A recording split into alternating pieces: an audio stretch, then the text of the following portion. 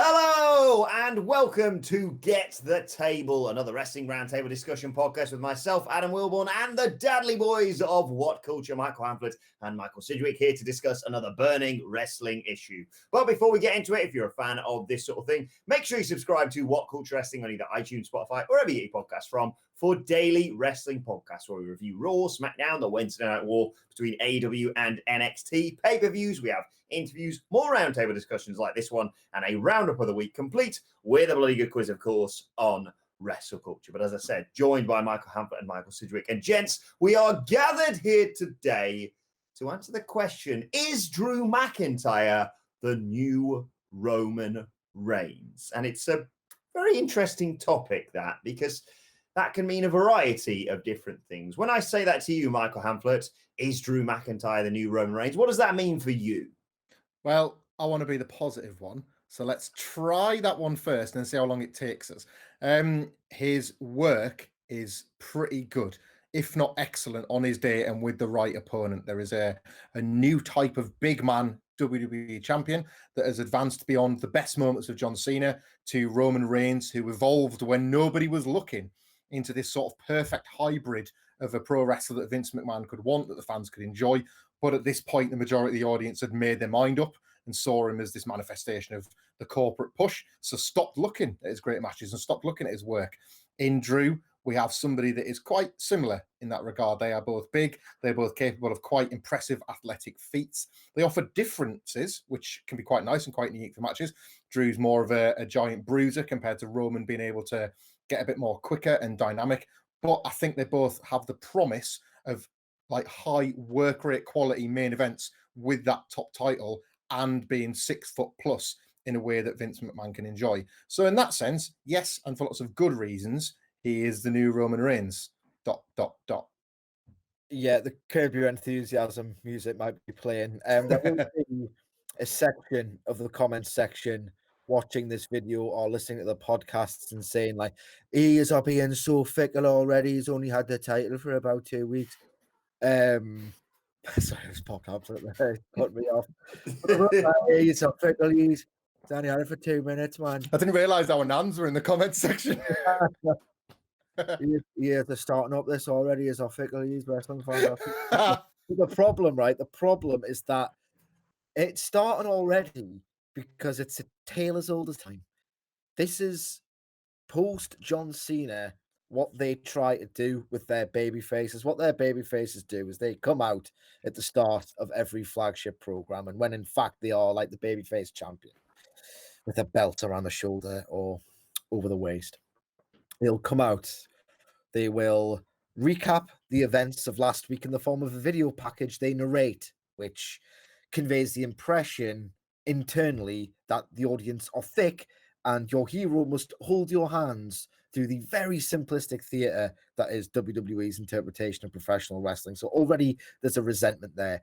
Already there's a sense that this person is being produced and controlled, because why is it their job to tell you about the events of last week? They're a star. Why are they concerned with being absorbed into this brand and a spokesman for it almost, as opposed to this star ass kicker with agency who wants a fight or whatever, is a pro wrestler in some other old, elusive, better criteria. We saw the first horrific glimpses of it on Raw this week, which in fact acted as the catalyst for this podcast. Drew McIntyre did precisely this. He was interrupted, as the top baby faces are.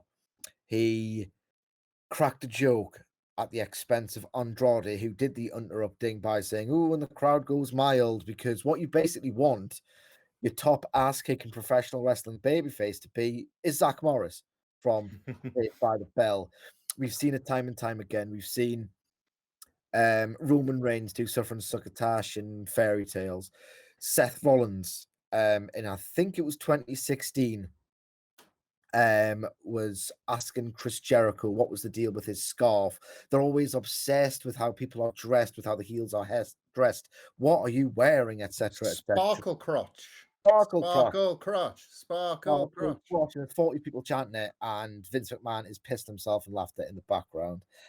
So the idea is that the top babyface fits into a mold, and considering the aesthetic similarities, ripped, shredded powerhouses with fantastically handsome bone structures and oily hairs.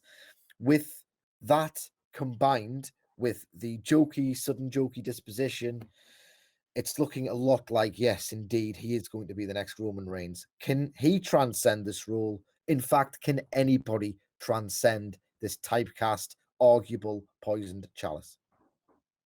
Yeah, to a certain extent, as you alluded to there, Hamflet, being the next Roman Reigns isn't a bad thing. Well, it is. Because it's Yeah, it is a bad thing. It's a terrible thing. It's 5 years of getting rejected. It's 5 years of that rejection intensifying Vince McMahon's resolve to push this person because he is in a battle, a competition that he savors with his audience now, and it's going to be another 5 years. Sorry. The connotations have overwhelmed any of the positives as well, because if you think about other people that have been tarred with that brush in recent times, you'd probably look to Charlotte Flair, who for the longest time was the most consistent performer in that entire division. We've long labored over the fact that most people have their best matches with Charlotte Flair, which for a while was the case with Roman Reigns before crowds overwhelmed that. It becomes a narrative that if somebody is getting pushed, then they're the next Roman Reigns because they're the favorite of the office. WWE insultingly tried to turn that on its head by having Roman Reigns go to Vince McMahon and shake him and say, I know Brock Lesnar's your boy. It's like, no, you're Vince McMahon's boy. We're watching this happen every single week. Don't patronize us. Seth Rollins was given it last year when his babyface run completely skidded off the rails. Becky Lynch has shown signs of it, survived it for most of 2019, but I think we can all probably agree at this point has been swallowed up by it in 2020. So yeah, the positives are to go back now and watch some of Roman Reigns' matches from, I would say, especially 2016 after the Triple H disaster at WrestleMania 32. Some of the stuff he was doing with that title against AJ Styles and the like, with this new, quite dynamic Raw mid-card, was fascinating because he wasn't really wrestling like a WWE headliner, but that stuff gets lost underneath the headlines of the boos or the divisive reaction, or as Michael Cole calls it, to the point now where I don't think they know whether Charlotte Flair's a babyface or a heel on any given week. They allow the boos to exist because you can't steer away from them. They're too loud, as if when there is crowds, obviously, we can't speak to that at the moment, but Charlotte normally gets these mixed reactions. So they book her like a mixed character. She's neither heel nor babyface. She's competent, but she's overconfident to the point of arrogance. They're confused character alignments, and you're left personally just to decide whether you like this person or not without the company being able to book them as a heel or a babyface. That will probably happen to Drew. Sidge, when it comes to Drew McIntyre, you talked about a little bit about this on our Raw review podcast earlier on today. You talked about his sensational start to the year, leaning up against barriers and cracking wise with fans and genuinely entertaining us, to comparing it to now. And we've all seen memes and stuff on Squared Circle about how keen the fans are to immediately bury the new great babyface as the new Roman Reigns almost. So how did this all happen for you? It's a strange thing to trace back because realistically, by the end of 2019, he wasn't particularly over. He was over in that WWE like malaise general sense, where there's a sense that this person is talented, incredibly talented in the person of Drew McIntyre. He hasn't had a really long, consistent journey as a character. There's nothing worth truly investing in. So he had a lot of dealings with Dolph Ziggler, for instance, and then he was involved with the Shield for a long time, and it just felt like he was a mid-card heel. And then he was pushed last year in feuds against Dean Ambrose and Roman Reigns. It felt like they really, really liked him, but they weren't willing to strap a rocket to him. He turned babyface not too long ago, to be perfectly honest. And then for whatever reason, it was just the click of the fingers. I don't know what the direction was, but I inferred from the way he was acting and how magnetic he was that he was simply instructed to just go out there and maybe be himself, or to loosen up a bit and to stop talking in synonyms, which you've, of course, memed by saying, like, synonyms for you're going to beat somebody up in an accent, Wilborn. What would you? I do believe what you're alluding to there, Michael Sidgwick, is when Drew McIntyre used to say he was going to brutalize opponents. Yep, that's the one. That is the one. So he was cast essentially as this humorless badass who would just come up with extravagant synonyms with which to beat people up. I was doing some crap with Shane McMahon. It was pretty directionless. Let's try this. Let's try this. Let's try this. In the meantime, you've completely normalized him as a guy for whom you've got no direction.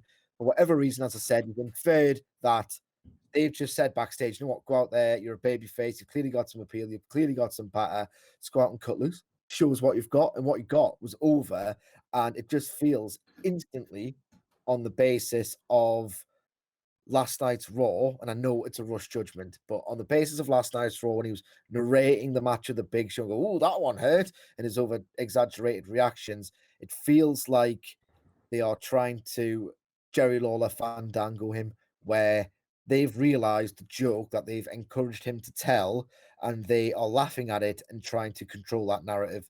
Like the whole idea of him, oh, when the crowd goes mild, it's like, oh, I got the first wince there. I got the first sharp arrow in the chest to think, oh, I don't like this guy. I don't like him doing a gag like that. It felt very much like some tosser who couldn't get a stable job on a sitcom, one of the several that comprises this WWE creative writers room, has decided, oh, you should say this, Drew. This'll get you over in front of no fans. It's a pattern that goes back decades, absolutely decades. This does as well, especially with like Vince McMahon pushed prospects. Of course, I would bring Kevin Nash into the conversation, but I felt like Drew was embodying him when he came out that one week on Raw at the end of December. Do you remember the sexy Scott? Because that was less than 5 months ago, and that element of that character has been obliterated. Even though, like, it took, and I can only speak for myself, but you could hear reactions in crowds that were all of a sudden keen on Drew McIntyre, having never really cared that much for his work. That happened with Diesel when he was strong and defiant, and then was like snapped with the belt over his shoulder, smiling on the cover of WWF magazine. It was like, oh, I mean, he's cool, but he's not as cool as he was 6 months ago. John Cena, for all that through the Ruthless Aggression documentaries have derided some of that rapper character, that got him over. And a lot of the actors of the time, but he was a unanimously beloved babyface in that role until they scaled some of that back and put him in the WWE babyface machine. And that was what triggered the beginnings of those divisive reactions when he went against somebody like a Chris Jericho or a Kurt Angle, who fans already had an affection for. All of a sudden, they were being asked to compare the generic WWE top babyface versus somebody they actually liked, and his reactions dwindled. We saw it with Roman Reigns. He was set up as a killer element of the Shield, and you could almost see when the Shield were baby faces that they were trying to cling on to that aspect because already Vince McMahon had the dollar signs in his eyes and the split was going to come. And no matter how big a pop Dean Ambrose got when he was chasing Seth Rollins, it was always going to be about Roman Reigns. And it was this inescapable and like intangible force that exists in this company. And I think it's Vince McMahon's thirst for how successful Hulk Hogan was, how successful Steve Austin was, and trying to awkwardly force and jam them together in a way that John Cena somehow mastered that nobody else ever will. To play devil's advocate here, though, the build to WrestleMania and obviously the subsequent weeks after him becoming WWE champion, we haven't had any crowds. So is there an argument to be made there, Hamflet, that they've just stuck to what they know for now, and then when crowds come back, maybe they'll get a bit more of his character over, or is that too much of an oversimplification? I think it's an oversimplification because I think at the moment, when WWE does return to crowds, and we'll assume that Drew will still be champion, I think he'll get a fantastic response. Crowds haven't had the opportunity to celebrate him winning the title. And I think as far as those opponents that get one over Brock Lesnar, he's probably been one of the more popular ones. The Royal Rumble speaks to that fabulous segment on what could be the last Raw with a crowd, where he took him down twice and he took him down at the top of the ramp. That wasn't a manufactured feeling. That was a segment that was successful in getting a guy over. So I don't think those cheers will subside straight away. But we're talking about this today because in one night, WWE gave us alarm bells. You know, like that promo at the start of Raw, him being selected as the guy to thank you for letting us into your homes was such a pointed decision. It was always going to be him, or it was always going to be Becky Lynch, because that's what they believe is the dutiful role of their top babyface. And look, even if none of us three or anyone listening to this, if they're not the fans that buy into the narrative that, oh, well, once you're a company prospect, then I can't boo you anymore, there's going to be thousands and thousands of more that do. and they're going to make themselves heard at the worst times. Like, for example, at WrestleMania, when Vince McMahon had wildly decided that Brock Lesnar should beat Roman Reigns, but the fans were so certain that Roman would win that they never gave the match a fighting chance. So Brock's on his 7th F5 or whatever it is, and the fans have just booed the whole thing out the building. He's scoping Roman Reigns' head open and letting his brain spill out on the floor. And the fans are still not watching because they're certain that Roman's going to win. And then he loses and the whole match has been destroyed. That's the fate of Drew McIntyre when you, or at least that's what you can believe the fate to be when you see the kind of things he's already being asked to do 2 weeks into his run. Sage? Yeah. Sorry, what was the question again? Just is it WWE resorting to type because they haven't got this crowd to bounce it off? So they're in their eyes, they're playing it safe. Of course. Apologies for that. No. It's WWE's insane and creatively bankrupt. And as Hamlet's pointed out, they've been doing this since the days of Diesel. They've had this rule in mind that is very rarely worked, and it's been kind of warped by. We should mention The Rock in all of this, because The Rock was very much a performer who kind of broke the rules of how to promote a wrestling match traditionally, except he was so goddamn great and electric and magnificent and charismatic that you'd want to pay for his pay-per-view matches regardless. So he never had to promote like a corny huckster in the traditional sense. He never had to do that kind of weird, if you think about it, pro wrestling thing of, well, you're a complete, a son of a bitch who's ruined my life, but you're really talented in pro wrestling. So what the crowd should do, you should all want to watch both of us have a fight. It's kind of, you have to kind of put them over. And it's, if you think about it, it's always kind of crowbarred, but I like it anyway, just the way it's always functioned. And the people who are really deft with it, like a Chris Jericho in AEW, for example, bingo, piss off. And they can really make it interested in both guys over the course of one promo. The Rock broke this, and he broke this quite emphatically by just ruthlessly taking the piss out of his opponents quite notoriously and incredibly entertainingly. Now, this kind of broke the brains of those in charge in WWE. They saw The Rock do this and thought, oh, that's just how stars are made. And obviously they always revert to type and what worked in the past. And they just noticed that this Rock thing just worked because he was the goddamn Rock. That's why it freaking worked. It wasn't a new format. It was him. John Cena did this all of the time. John Cena ruthlessly buried so many of his opponents. But for me personally, and a lot of people who I grew up with who also watched wrestling, this is anecdotal as all hell, but it's true nonetheless, were very, very much put off by John Cena. Very much put off. His type of comedy appeal to children, and he never did the "you're really great, but I'm better" formula to promote a match. And this is just what they've been doing for years and years and years and years and years at this point. And my worry is that Roman Reigns is doing it, and that Drew McIntyre will do it as well. When it comes to Drew McIntyre, because people may suggest that we're being sort of hyperbolic with the fact that this is, just one promo to open Monday Night Raw, and I can understand that. So to argue the opposite, we saw Braun Strowman. This is slightly different, of course, because this was Braun Strowman's first show as Universal Champion. Come out to open SmackDown at the end of last week, and then be interrupted by Shinsuke Nakamura, and then subsequently, obviously, set up a match with him. But it felt slightly different there, even if it still felt rather WWE by the numbers. When it comes to someone like Drew McIntyre, who we've seen, yes, it took drastic circumstances of him being released by WWE, but we've seen him go away, rebuild his career, and come back and then go on to these incredible levels. So could someone like Drew McIntyre, Michael Sidgwick, actually make this work?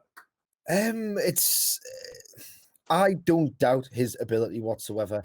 I've always really, really rated Drew McIntyre, at least since he reinvented himself after his WWE release. I've always thought, as soon as I looked at his new physique, I thought he's going to be a WWE champion. He's going to be a big star when he returns to WWE. Just look at him. The problem is that this role is potentially a poison chalice that only The Rock could pull off, this big, wisecracking, jokey babyface, because he was legitimately incredibly witty and funny. John Cena, to some, was legitimately funny, to others, hence the ever-present dueling chants that I heard for a decade was a lame dickhead dickweed to half of the other audience. Seth Rollins, not to be too harsh, I rate what he's doing now, was 100% a dickweed to all but the WWE loyalists who kind of take everything they do at face value. How they have not been driven insane is absolutely beyond me. Roman Reigns clearly struggled in the role, and yet every single one of his peers, and I think Chris Jericho spoke out on this recently, said something to the effect of you would have absolutely no idea how over that guy would be if he was in AEW. This is Chris Jericho saying it, not me. You can untwist your knickers. This is Chris Jericho saying that he's a guy who's got a real magnetism about him. He's obviously incredibly talented. I don't think anyone's stupid enough to dispute that at this point. He's got a clear magnetism, and apparently, by all accounts, and there are several of them, Roman Reigns is incredibly popular among the lads in the back. He's an easygoing presence. People think he's really funny. They are mystified by what an incredibly cool guy he is backstage and how that is somehow mutated into whatever he becomes. Quite lame, to be perfectly frank, on television. So what I'm saying is, if you've got a guy who's got matinee idol good looks like Roman Reigns, who can work that explosive WWE style to brilliant standards, particularly in 2016 and 2017, and by all accounts is a funny, cool guy backstage, that is the perfect package. You put it through the WWE filter and it turns into whatever. If he can't do it, and several others can't be this happy, smiling, zinger cracking babyface, I don't think anybody can. I think that's part of the problem, isn't it? We've yet to see evidence that it can work for somebody else. We're not, as you pointed out, Wilborn, this is not to sort of jump on Drew or pile on him too early after one dodgy promo. We made a joke every week on Raw in the build-up to WrestleMania of us looking at the flying pig in The Simpsons. It's still good. It's still good. It's still good. It's gone. Because every single week they would have him do something that felt a little bit closer to the things that we've seen them go wrong with in the past. So this is not just off the back of a week. This is off WWE already kind of acting in bad faith. One has to go right for the first time in forever for us to not have this worry again. Becky Lynch felt like I'm not the Bond guy, and Ben Roy Turner is not on this edit to help me out. But there's that James Bond film where Bond like jumps over the crocodiles' heads and manages to make it to the side. It felt like Becky Lynch was doing that with most of her programs last year. To remain as over as she was, to at least the point where at the Royal Rumble people were invested in the feud with Asuka, took some doing, because some of the stuff they had to do to fill the time in the promos with Lacey Evans, even some of the stuff with Sasha Banks, which was probably the best feud of her last year, felt like that awful force-fed WWE stuff that would have killed a prior superstar's momentum. So how she kept that going, I don't know. And now we see her in a far worse state than she was then. So there is just a pretty profound lack of evidence that they can get this right. Sidgwick would obviously get pelters for bringing up AEW, but evidence exists to this day, because look at the state of babyface Dean Ambrose versus the state of babyface Jon Moxley. He's not New Japan Jon Moxley, but that's not what AEW calls for. It just calls for a better babyface version of what the hell Dean Ambrose was in, farting around with his red wagon in WWE. And Ambrose wasn't even their chosen one. He was like a guy that was there to be a number two to a Roman Reigns or a Seth Rollins. And even he was like left for dead by the way they write and script and book babyfaces. So it's a systemic issue, but it always suffers. The top babyfaces suffer at the worst because the spotlight's brightest on them. It's funny, sorry, Wilborn, before you interject, it's funny that you bring up Jon Moxley, Hamflett, because he's got the authority and he's been there. If we're going to get some dickhead out there, it's going to be Bruce Pritchard about it. He's been there. And when he was on Talk as Jericho following his departure from WWE, he said the quote that really typifies and sums up the exact core issue that we've been talking about at length. He said to Chris Jericho that he regrets profoundly letting them know, WWE management that is, that he has a sense of humor, that he's quite a funny guy, because the second he kind of showed this in the odd promo that he's got fantastic comedy timing, and that he can come out with like some great lines. Like what was it he said about Zack Sabre Jr., that he's a human effing udon noodle. I mean, that's how you do it, Jerry Lawler, you racist pervert. Background noise there, but he is basically the ideal guy to use as an example for how that WWE system says, and it's so backwards and it's so completely wrong. Oh, you're really funny. You've got great comic timing and you can do some good jokes. Right. Forget about your own jokes. Don't do that. Your timing's good. So we've got a team of 35 people who can write your jokes for you, and you will then become a joke by saying jokes all the time. The jokes aren't funny. They're not going to land, but they worked on TV, these guys. I mean, they might have been the key grips and not the writers, but they worked in TV. Jokes for you. You can have jokes. Everyone laugh at the jokes. And because there's so many goddamn jokes, they lose sight, the fans, that is, the fact that these guys are supposed to be professional, ass-kicking combat athletes. And instead, they are just Zach Morris types who open the goddamn show with expositional promos every single week and then freeze frame. One of the heels comes out to interrupt, and the show goes on, and Raw rolls on. And we've seen, right, that exact format to open Raw for over 2 decades at this point. Babyface comes out, right, says some stuff, recaps the events of last week. He's interrupted by this week's challenger. Some jokes are traded back and forth. Some light attempt at storytelling is made, and then that's your main event. And then it's been 20 years at this point. So I'm arriving at a wider point. If they can't change fundamentally the way they produce television, then how can I believe that they can change fundamentally the way they write the characters? If the show's the same, the characters are the same. Finally, very quickly, Michael Hamfler, if they are to salvage this, is it simply by, not necessarily abandoning the style of push they would give Roman Reigns, but just exposing more of Drew's character? I know I'm rather biased here. We worked with Drew when he was with us in WCPW. He's British, but you've seen by just his vignettes on BT Sport over here, for example, or his Chronicle, you just need to let more of his personality shine through, no?